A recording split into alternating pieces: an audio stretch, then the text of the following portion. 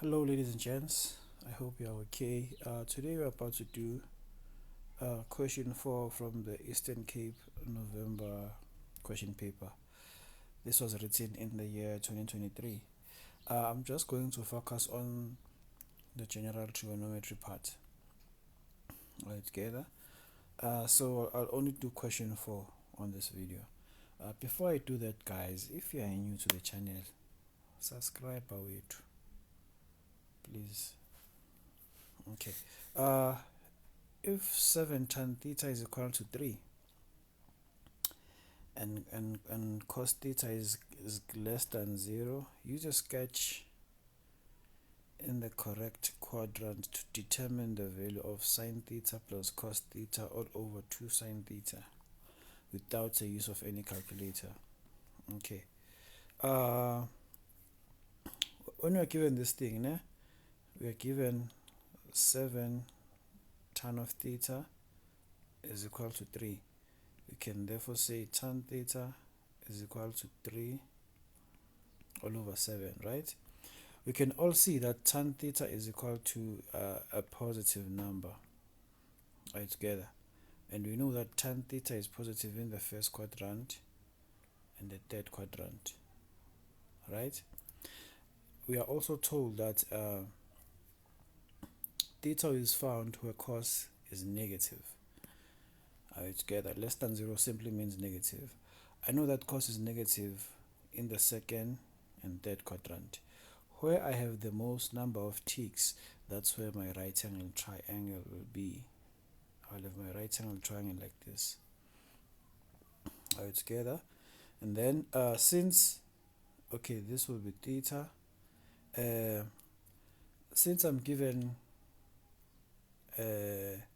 tan theta, I know that tan theta is always equal to opposite over adjacent, which simply means I have a negative 3 all over a negative 7. Why am I saying these things are negative? My triangle is below the x-axis. Below the x-axis, y is negative. Are you together? And my triangle is also on the left hand side of the y of the y-axis. And on the left hand side of the y-axis, x is negative. Are you together? Below the x-axis, y is negative. On the left hand side of the y-axis, x is negative. Are you together? If we divide these two things which are negative, we will get a positive answer. That's why our tan is positive there. Okay, now the only thing we need to find is the value of r. We can only do that by using the Pythagoras theorem rather. We know that r squared is equal to x squared plus y squared, right? This will be a negative 7 squared plus a negative 3 squared.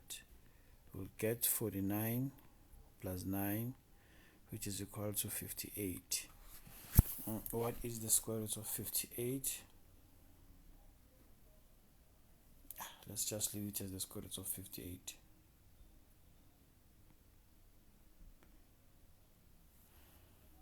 Like that, ne? Okay, let me confirm that I did the right thing. I said negative 7 squared plus negative 9 squared.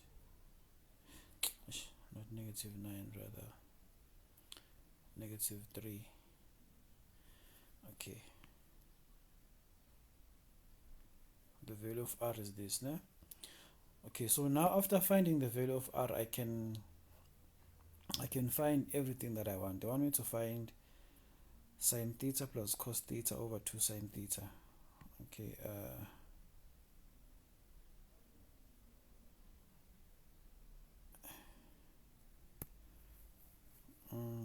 they want me to find sine theta plus cos theta all over 2 sine theta. Okay, sine is always opposites over hypotenuse, so sine theta will be negative 3 all over the square root of 58, right? And then cos theta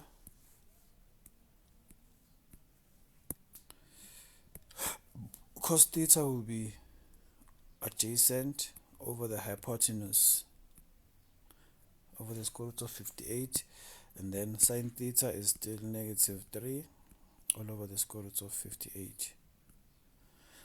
Whenever guys I deal with surds, I prefer to work with whole numbers divided by whole numbers, not fractions within a fraction.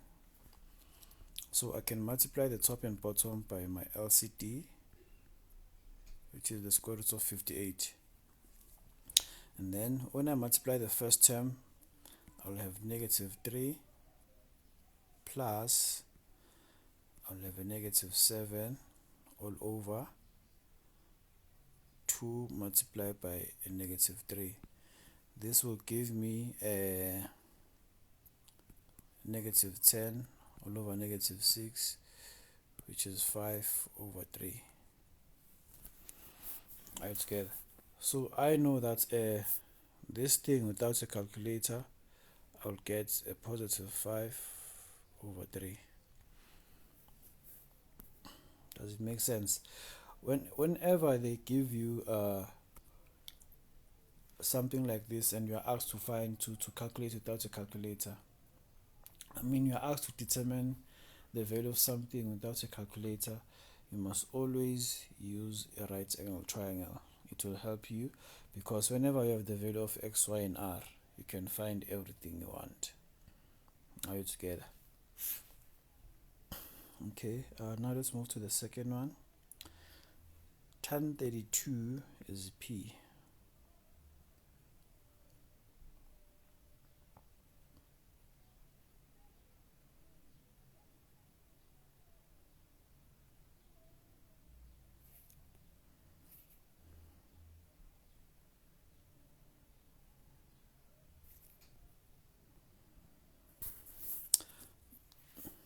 Okay, we are told that sine 32 is P, right? Sine 32 degrees is equal to P. If you're given something like this, we must always write our denominator. If the denominator is not given, that means the denominator is 1. Are you together? So our duty is to just use the aid of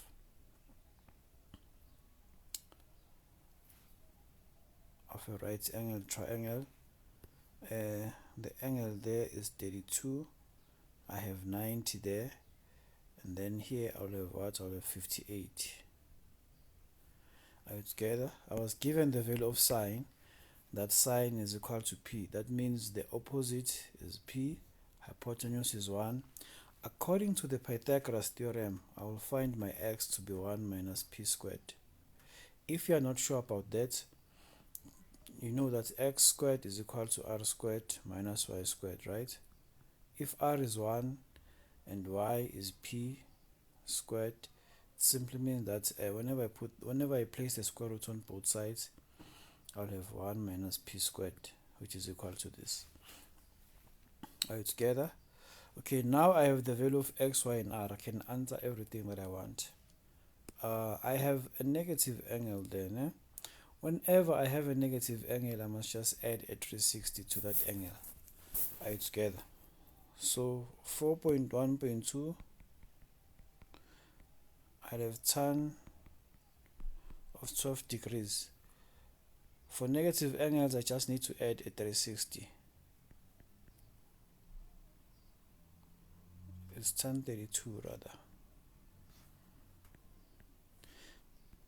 Are you together?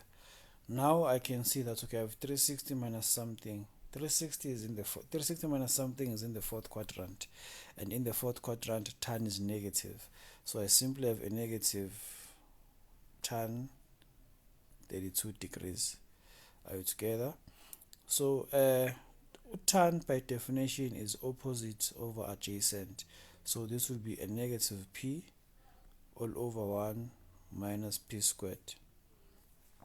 Are you together? And then 4.2.2? Yes, it's sine 418. Whenever I'm dealing with angles which are greater than 360, I need to subtract 360 from those angles. This will be sine of 418 minus 360 degrees. 418 minus 360, I get 58. So this is sine of 58 degrees. I go to my right angle triangle. 58 degrees is here, ne? This is 58 degrees. Which side is opposite 58 degrees is the square root. So the sine of 58 is 1 minus p squared all over 1. I don't need to divide by 1. So this will be my answer. Are we together? Okay, now I'm supposed to simplify. The steps of simplifying, guys, I just need to reduce the angles first. Probably use special angles if they are co-functions. Okay, let's see.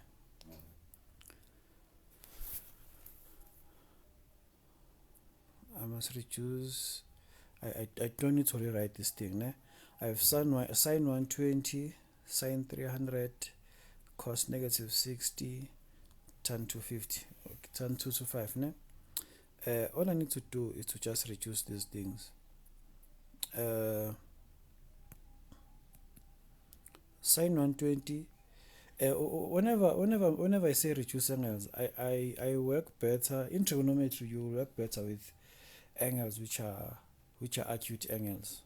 All right, together. Okay, 120 is in the second quadrant, and in the second quadrant, angles are reduced like 180 minus something. That will give you 120 degrees, right? And then I have tan 300. Tan 300 is in the fourth quadrant. In the fourth quadrant, we write angle is 360 degrees minus something. I know that 360 minus 60 will give me 300. Are we together? For negative angles, all I have to do is to add a 360. So I have cos of 360 minus 60, which is in the fourth quadrant. Are we together? And then I have tan 225 is in the third quadrant. In the third quadrant, to write angle is 180 plus something. I know that's 180 plus 45 will give me 225, right? Okay, so 180 minus is in the second quadrant, right? And the value of sine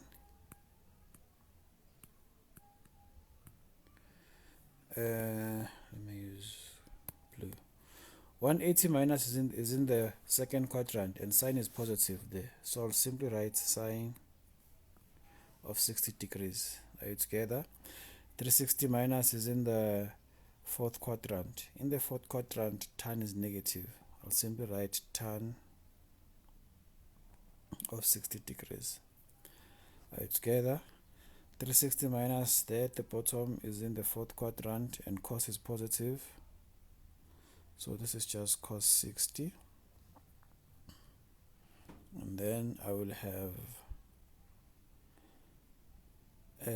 180 plus in the third quadrant, tan is positive, so this is tan 45 degrees. We can all see, okay, let's just substitute. Let's just substitute to make it interesting. Sine 60 is the square root of 3 all over the square root of 2, right? Tan 60 is equal to it's negative the square root of 3. And then cos 60 is a half. And then tan 45 is 1. Whenever I deal with fractions, I don't want to have fractions within a fraction. I must multiply the top and bottom by the LCD. My LCD is 2. Whenever I multiply the top part by 2, I'll get the square root of 3 multiplied by the negative square root of 3. At the bottom, I'll have 1 multiplied by 1. Then my final answer will be just negative 3.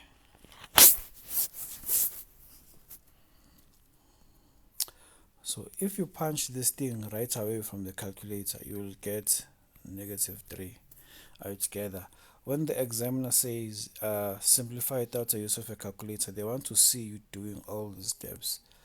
They will mark you for this, this, this, and this. Already have 4 marks, right? And then 1, 2, 3 as well. And then you get your full 7 marks. All together, guys. We reduce angles, and then we use our special angles. Some of you, maybe if you guys want to know how did I know that sine 60 is square root of 3 over 2, I'll draw the table that I usually use. With more practice, you will know it off by heart as well. Only with more practice. This table is for special angles, and for the special angles I like to use, I only focus on 3 angles which are commonly asked. There's 30, there's 45, and 60 altogether. For all of them, R is always 2 altogether. And then for X and Y, we start counting at Y. We say 1, 2, and 3. And then for X, we start counting at 60 degrees. It's 1, 2, and 3. And then all you have to do is to put square root for both X and Y. The square roots there, square root there. I don't have to put the square root here and there. Why? Because the square root of 1 is 1, so nothing will change altogether. So now whenever I want to find maybe the sine of angle 60, I'll go to 60 degrees and check y over r. Remember that it's a sine, we get it by saying y over r, right? So this is root 3 all over 2. Even my calculator will confirm sine of 60 degrees is root 3 over 2 altogether. You can do each and every one of these things, confirm with your calculator. You'll see that you'll get the same answer. So please remember, this table is very important. Okay, now let's go improve the identity.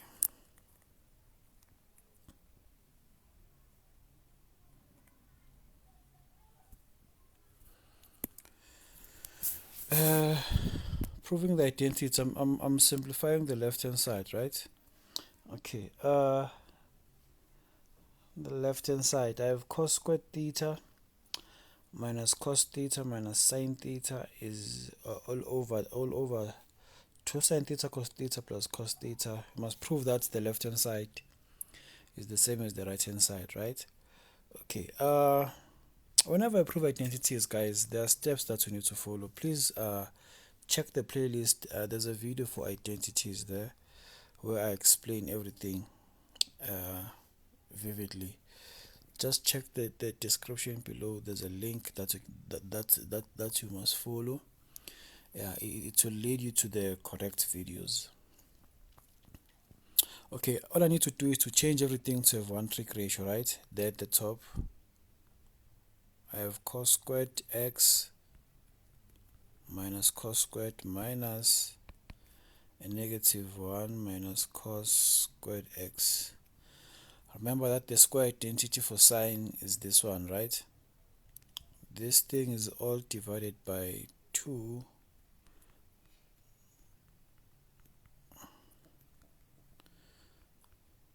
So now I'll have cos squared x minus cos x minus 1 plus cos squared x, right? this thing is all divided by 2 sine x cos x plus cos x. Then I'll have 2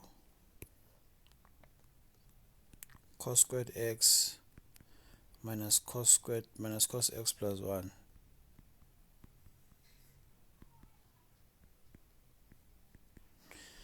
The top part is factorizable, right? The top part is factorizable.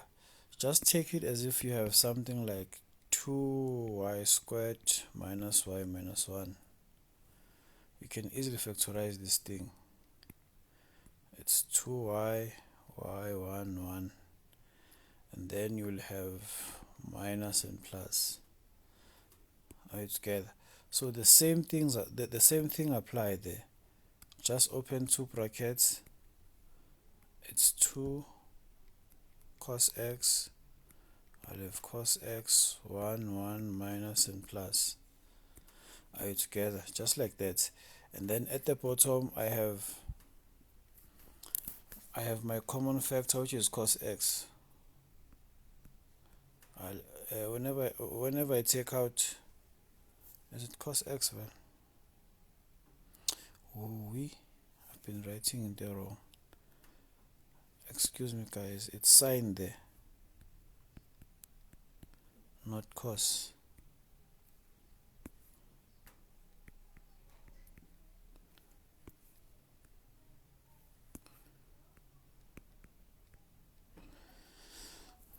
Okay, so this thing simply means that my common factor at the bottom will be sine x. And then whenever I take out sine x, I will be left with 2 cos x plus 1. And then this will cancel this. I will be left with cos x minus 1 all over sine x. All together. I know that this thing is cos x over sine x minus 1 over sine x, right? Remember that tan x is equal to sine over cos. So 1 over tan x will be the opposite of sine over cos. So this thing will be equal to 1 all over tan x minus 1 over sine x. So now I've shown that the left hand side should be equal to the right hand side.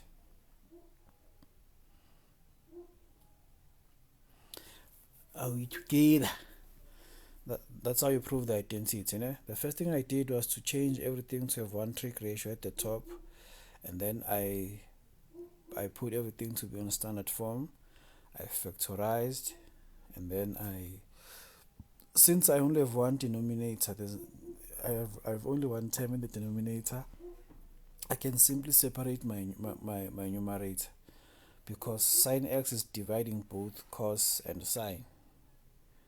So I simply said cos over sine minus 1 over sine x. I know that cos over sine is an inverse of tan, right? Because tan is sine over cos. So cos over sine is an inverse of tan. So in space of cos over sine, I just wrote 1 over tan. Are you together? And then I found that the left hand side is equal to the right hand side. Now let's do the final one.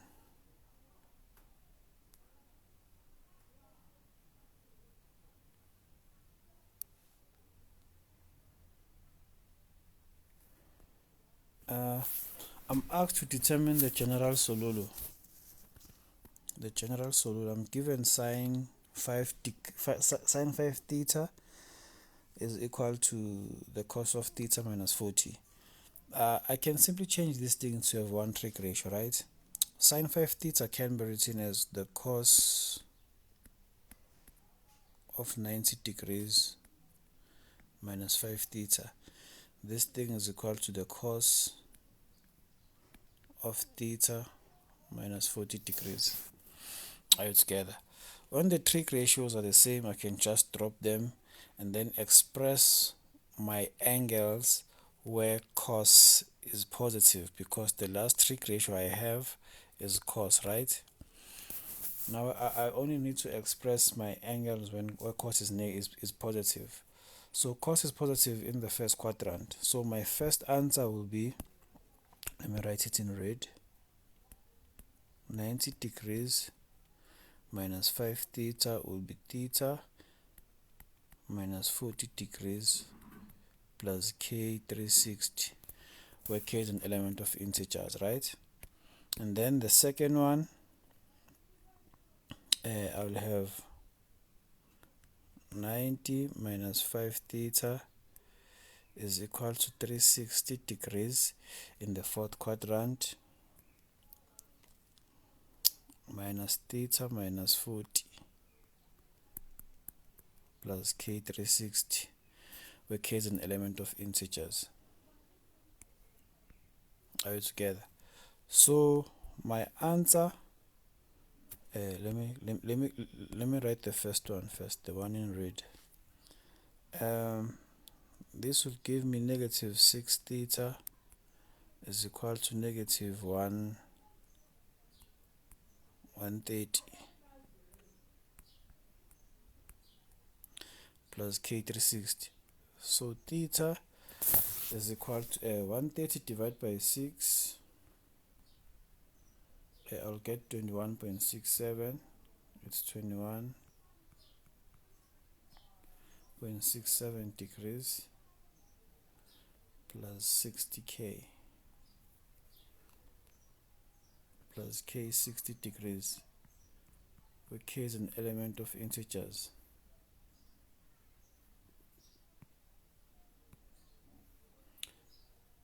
This is the first solution. Please note that whenever I divide by negative 6 both sides, I don't have to change the sign of my period there. Okay, and then on the other side, I will have 90 degrees minus 5 theta. I'll have 360 plus 40, which will give me 400 minus theta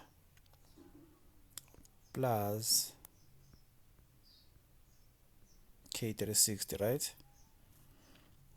Okay, so this thing will give me a negative 4 theta is equal to 400 minus 90. 400 minus 90 is 310,